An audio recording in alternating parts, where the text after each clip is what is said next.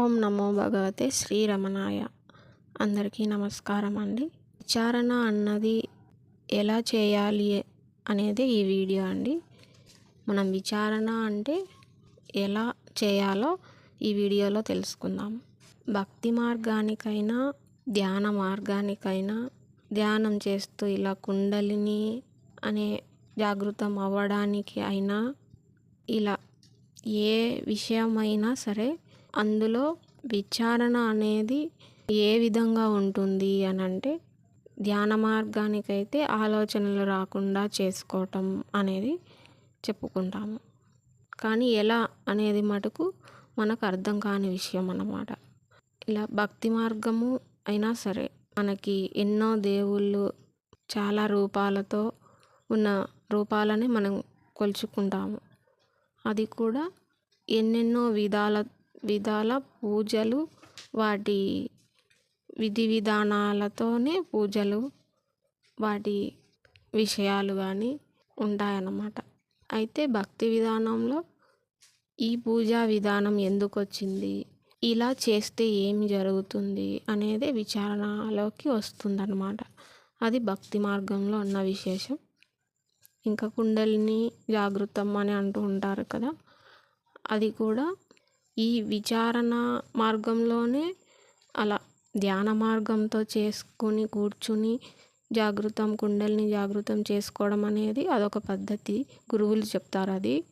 కానీ ఈ విచారణ మార్గంతో కూడా జ్ఞాన విచారణతో కూడా మనం ఇలా కుండలిని జాగృతం అయిందా లేదా అని కూడా విచారణ ద్వారానే తెలుసుకోవచ్చు అన్నమాట. అది ఎలా అంటే కుండలిని అనేది మనకి ఒక పాము ఆకారంగా చెప్తారు కదా గురువులు అనేది. మనం చూసే ఉంటాం కదా యూట్యూబ్లో ఎలా ఏ విధానం అని కొన్ని వీడియోస్లో చూపించి చెప్తూ ఉంటారు.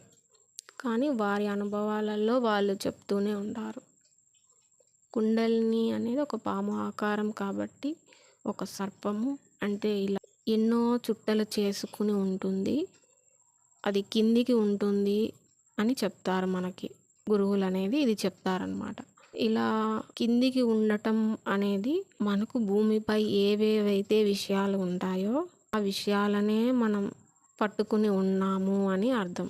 ఆ విషయాలను ఎప్పుడైతే మనం వదలటం అనేది మొదలు పెడితే అది అనేది పైకి లేస్తుంది అని అర్థం.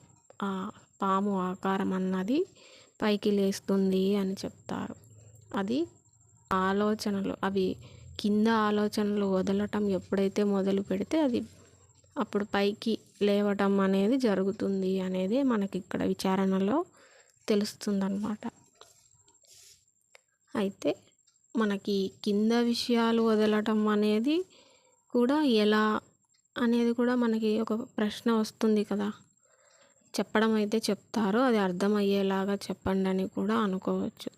అది ఇప్పుడు ఏ విధంగా అనేది తెలుసుకుందాం. ఇప్పుడు మనం ఉదాహరణకి మనం బజారుకు వెళ్ళామనుకోండి, ఏదైనా ఒక వస్తువు కొన్నాము, దానికి కొంత డబ్బు చెల్లించి ఆ వస్తువు తీసుకున్నాము. అయితే దాన్ని కొద్దిగా ధర తక్కువకి బేరమాడి తెచ్చుకున్నాం అనుకోండి. ఆ తెచ్చుకోవడంలో అక్కడ అమ్మేవారు ఎక్కువ డబ్బులకి అమ్మేశారు, మనం తక్కువకి అడిగినా వాళ్ళు ఇవ్వలేదు. అయినప్పటికీ మనం బేరమాడే విషయంలో చుట్టూ పోల్చుకుంటాం అన్నమాట. ఇతరులు చాలా తెలివిగా బేరమాడి ఆ వస్తువుని చాలా తక్కువకి తెచ్చుకున్నారు, నేను కూడా ఆ వస్తువుని చాలా తక్కువ ధరకు అడిగి తీసుకోవాలి అని అనుకుంటున్నాను. అంటే నేను చాలా తెలివైన దాన్ని అనే కావచ్చు, తెలివైన వాడిని అని అనిపించుకోవడము కావచ్చు. అలాగా ఫస్ట్ మనకు ఒక ఆలోచన వస్తుందన్నమాట. ఇది ఇంతకే ఇస్తారా, ఇంతకి ఇవ్వరా అనేది ఒక బేరం ఆడటం అనేది మనకి ఆ వస్తువు కొనడంలో తెలుస్తుంది. అయితే ఇంకా ఏదైనప్పటికీ అక్కడ అమ్మేవారు ధర ఎక్కువగా తగ్గించలేదు, కాస్త తగ్గించారు. కానీ మనం అనుకున్న ధరకి వాళ్ళు ఇవ్వలేదు, కొంచెం తగ్గించారు. ఇంకాస్త తగ్గించి ఉంటే బాగుండేది అని మన మనసుకు అనుకుంటాము. ఏదో ఆ డబ్బులు చెల్లించి ఇంకా వస్తువు తెచ్చుకున్నప్పటికీ ఇంటికి వచ్చిన దగ్గరికి కూడా అది అలానే పట్టుకొని ఉంటుంది ఆ మనసు అనేది.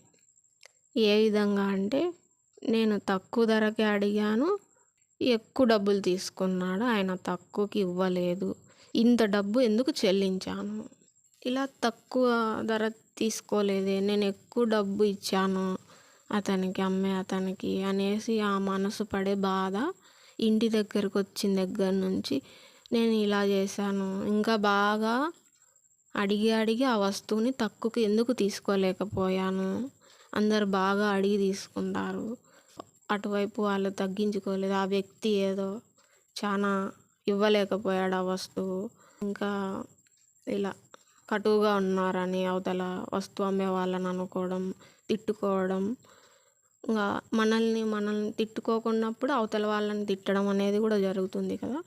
అలాగా ఇంత కఠినంగా అమ్మినాడు, తక్కువకు అమ్మలేదు, ఇలాంటి విషయాలన్నీ ఆ విషయంలో ఇంటికి వచ్చిన దగ్గర నుంచి మనసు అనేది ఆలోచన చేస్తూనే ఉంటుంది. అది మనసు అనేది మనకు విడిపడకముందు తెలీదు, కానీ ఇవి గమనించినప్పటి నుంచి మొదలు పెడితే ఈ విషయాలన్నీ మొదలు పెడతాయి కనిపించడం అనేది. ఒక్కొక్కరికి ఒక్కొక్కలాగా పనిచేస్తుందన్నమాట ఆ వస్తువు విషయం అనేది. దాదాపుగా అందరూ బాధపడేలాగే ఉంటుంది ఆ వస్తువు ఇలా చెల్లించి తెచ్చుకున్నాము అని.